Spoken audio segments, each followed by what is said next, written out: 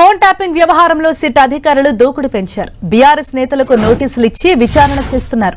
మాజీ ఎమ్మెల్యేలు జైపాల్ యాదవ్, చిరుమర్తి లింగయ్యను సిట్ అధికారులు ప్రశ్నిస్తున్నారు.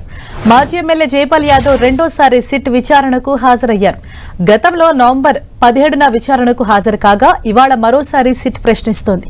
ఈ కేసులో నిందితుడిగా ఉన్న తిరుపతన్నతో జైపాల్ యాదవ్ గతంలో ఫోన్లో మాట్లాడినట్లు సిట్ అధికారులు గుర్తించారు. దీంతో వారి సంభాషణపై అధికారులు ప్రశ్నిస్తున్నారు. దీనిపై మరింత సమాచారం మా ప్రతినిధి కిరణ్ మనకు అందిస్తారు. కిరణ్, ఈ ఫోన్ ట్యాపింగ్ వ్యవహారానికి సంబంధించి తాజాగా ఎవరెవరికి నోటీసులు ఇచ్చారు, ఎంతమందిని విచారించనున్నారు?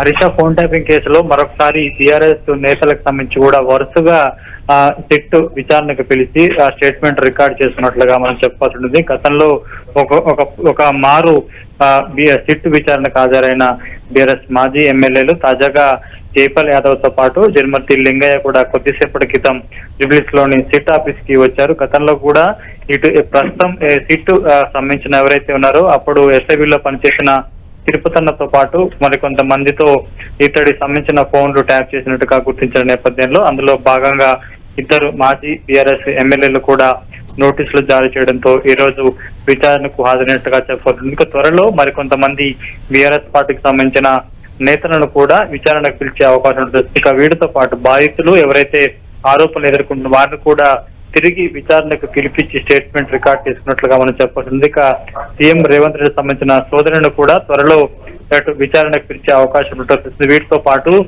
బీఆర్ఎస్ పార్టీకి సంబంధించిన ఎమ్మెల్సీ నవీన్ రావు తండ్రిని పాటు కుకట్పల్లి ఎమ్మెల్యే మాధవరం కృష్ణారావు సంబంధించిన తనయుడిని కూడా పిలిచి విచారణ చేసే అవకాశం ఉంది. కాబట్టి ప్రస్తుతానికైతే ఈ రోజు ఇద్దరు మాజీ ఎమ్మెల్యేలు సిట్ ఎదుట విచారణకు హాజరయ్యారు. అప్పుడు ఎస్ఐబి సభ నుంచి కూడా ఎవరెవరు ఆఫీసర్లు మీతో టచ్ లో ఉన్నారు ఏంటన్న సమాచారాన్ని కూడా సేకరించే ప్రయత్నం సిట్ చేస్తున్నట్లుగా చెప్పుకోవాలి. ఎస్ కిరణ్, ఇవాళ అంటే ఇద్దరు బీఆర్ఎస్ నేతలని విచారణకు పిలిచినట్లు తెలుస్తోంది. అంటే ఇంకా ఎవరికైనా నోటీసులు జారీ చేశారో విచారణకు రావాలని మీకు అందుతున్న అప్డేట్ ఏంటి?